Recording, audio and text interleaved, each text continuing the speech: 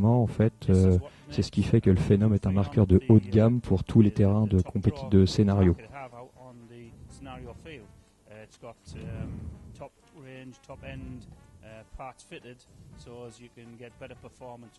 Voilà, et vous aurez les meilleures performances possibles. Concernant maintenant la carte électronique, en fait, est-ce que c'est la même carte que le A5 ou c'est quelque chose de complètement nouveau?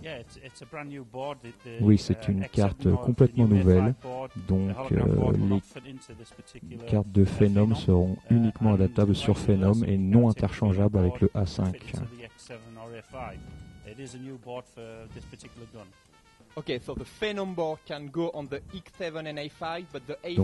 Donc la carte du Phenom pourra aller sur le A5 et le X7 et pas l'inverse. Non, non, c'est une carte qui est uniquement faite pour le Phenom. C'est quelque chose de nouveau. Maintenant, concernant le Cyclone Feed, il y a quelques différences avec le Cyclone Feed du A5 ou c'est le même? Non, nous avons apporté des améliorations particulières avec les hélices du Phenom. Il y a une meilleure découpe et l'alimentation de billes se fait vraiment de façon optimale. Donc il n'y a plus de casse de billes? Non, non, il n'y a aucune casse de billes.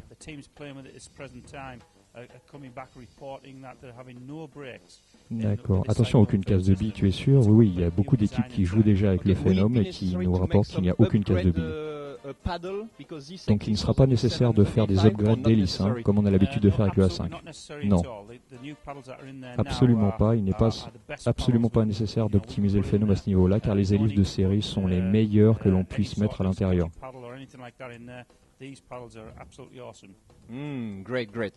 D'accord. Il y a une autre caractéristique particulièrement intéressante. Il paraît que l'on peut switcher du mode mécanique au mode électronique même sans batterie.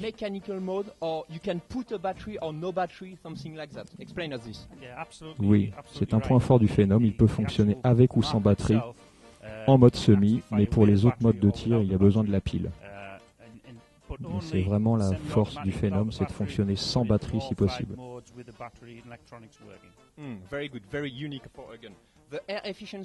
Maintenant pour la consommation de gaz, qu'est-ce que l'on peut dire? La consommation de gaz avec le spool valve permet de consommer moins d'air et de tirer environ 1200 billes avec une bouteille 1,1 litre Kevlar.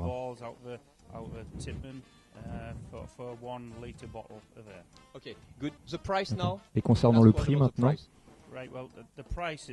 Le prix est très abordable pour un marqueur de cette qualité avec la technologie embarquée, mais vous n'avez pas besoin d'acheter aucun loader électrique, rappelons-le, pour un marqueur comme ça. Hein. D'accord, merci beaucoup. Hein. Merci Michel Guy et merci Tipman. Alors comme d'habitude, tous ces super produits c'est sur www.pcp.tv ou au 01 43 63 23 23 où je vous raconterai tout sur le Phenom. D'accord, on va se retrouver bientôt en compagnie de Francis Jean. D'accord, et d'ici là, à bientôt. Et oui, merci Francis Jean et toute son équipe pour cette interview exclusive de Paul Banks de Tipman. Merci à lui aussi de bien avoir voulu se prêter au jeu et répondre à toutes nos questions. On continue maintenant avec Max qui va nous détailler un petit peu ce qu'on vient de voir avec le Tipman Phenom qu'il a devant lui.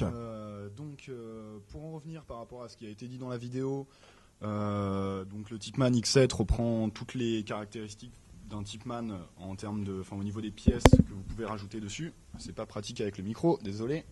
Donc c'est toujours la même chose. Vous pouvez retirer très facilement les éléments qui vont vous permettre de le customiser, rajouter des crosses, des garde-mains, donc à l'aide de clips. Le Cyclone, donc je l'ai démonté tout à l'heure pour voir comment il était fait. Il est fait de la même manière que le Cyclone d'un Tipman A5. Au niveau des hélices, donc oui, on voit parfaitement qu'elles ont été modifiées. Pour ceux qui se posent la question du ratchet, donc le ratchet qui est à l'intérieur est un ratchet qui est toujours en plastique. Par contre, le plastique a l'air d'être différent, donc espérons qu'il soit plus solide que les anciennes versions qui ont eu certains problèmes. De toute façon, vous pourrez toujours le changer si jamais il y a un souci. Voilà. Pour le réservoir, donc c'est le réservoir du X7 qui est quand même bien connu pour son côté assez profilé. Voilà.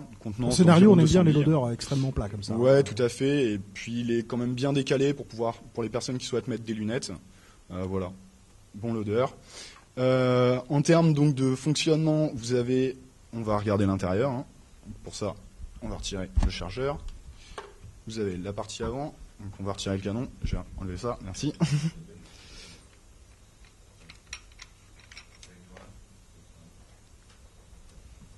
Alors, démontage facile. Démontage très facile, hein, c'est toujours la même chose. Il y a un système de clips. Les clips, il suffit de les enlever. Tout se démonte très facilement. Bon, là, on a retiré préalablement les clips pour pouvoir gagner du temps, hein, pour pas passer 25 minutes à le démonter. Même si, bon, ça prend quand même beaucoup moins de temps que ça, j'exagère. Hop. Donc, l'intérieur, on va le voir tout de suite. Vous avez à l'intérieur un système qui reprend en gros le même système de fonctionnement que les automag. C'est un très vieux lanceur de paintball qui est plus très connu maintenant, mais on a revu ce type de fonctionnement en fait plus récemment sur les modèles. Enfin, c'est un petit peu comme le Invert Mini et le Tipman TPX, donc avec un système de culasse avec un ressort devant la culasse. Pour la bague qui sert à monter le canon, donc c'est le même type de bague que sur les systèmes A5. Donc vous parce pouvez que Tipman, ils n'ont pas forcément uniformisé tout quand même dans leur gamme. Hein, à part le 98 qui est un modèle vraiment très particulier au niveau du canon, au niveau du fonctionnement. Voilà, enfin ça reste assez interchangeable. Ça reste assez interchangeable. Bon, toujours au niveau du marteau, bon, ils sont les mêmes dans tous les modèles. Pour les systèmes de valve et de culasse, c'est la même chose pour tous les modèles. Après, il y a quelques différences au niveau de l'intérieur. Là, pour le Tipman X7, donc c'est vraiment un système de fonctionnement vraiment nouveau qui fonctionne avec un régulateur que vous avez à peu près à ce niveau-là. Donc ce régulateur va permettre de faire rentrer une pression différente au niveau de la culasse. L'intérêt, c'est que la force de frappe de la culasse est censée être moins importante, donc vous devez avoir moins de casse de billes. Ouais, tout à fait. Au niveau de la poignée, pour terminer. Au niveau de la poignée, donc on voit bien en fait le système ici qui va servir à séparer le système mécanique du système électronique. Donc le système mécanique, donc il suffit de switcher sur cette partie-là qui est donc la partie mécanique. À chaque fois que vous allez appuyer, donc vous voyez ce système-là se lever qui va en fait actionner la valve ici. Là. Voilà. Et c'est ce qui va permettre d'envoyer le tir. Pour la partie électronique, donc il suffit encore de remonter un cran. Là, on voit la détente bouge beaucoup moins. Et le système de cire, donc ce qui va accrocher la culasse, enfin, pardon, ça accroche pas la culasse, pardon, ça appuie sur la valve. Ce qui appuie sur la valve, en fait, bouge beaucoup moins et c'est relayé ensuite par l'électroaimant qui va venir percuter la valve on-off qui est à ce niveau-là. Voilà. Ok, un tour complet du Phenom de chez Tipman. Merci Max pour cette intervention. Quelque chose à rajouter? Non, c'est bon, on a tout dit. Il y a beaucoup de choses à dire sur tous les lanceurs de paintball, mais pour aujourd'hui ça va. Pour aujourd'hui ça va aller. Ouais. Pour aujourd'hui ça va. Si on oublie quelque chose, on en reparlera parce que c'est quand même un lanceur qui risque d'être une référence, en tout cas au niveau du jeu scénario. Tout à fait. Ouais. Tout à fait. Non, j'ai dit une bêtise.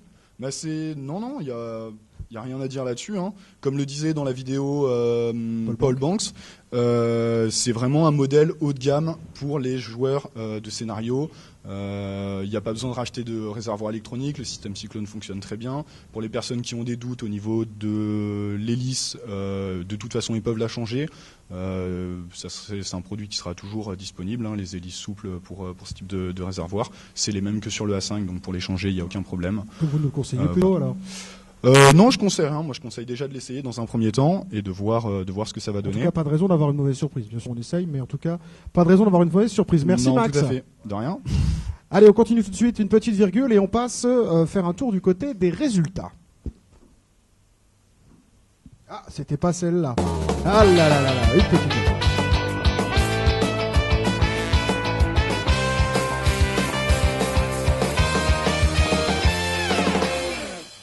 Allez, on fait un petit tour du côté des résultats. C'est Jérôme qui nous les a préparés, je le disais tout à l'heure, en WTS D3 dans la manche du 14-2 2010. Les premiers, c'était Menace, les deuxièmes Dynamix, les troisièmes Anaconda. En D2, le 7-02 2010, nous avions en premier Fusion, en deuxième Elite et en troisième Alien Farger. J'espère que j'ai pas écorché le nom de cette équipe. Je l'ai écorché, Heinrich? Non, c'est bon. Ok. En FPL D1, nous avons le classement final avec en premier Outrage, en deuxième Instinct et en troisième Commune Atia. En classement D2, toujours de la FPL. Nous avons en premier Red Bull, en deuxième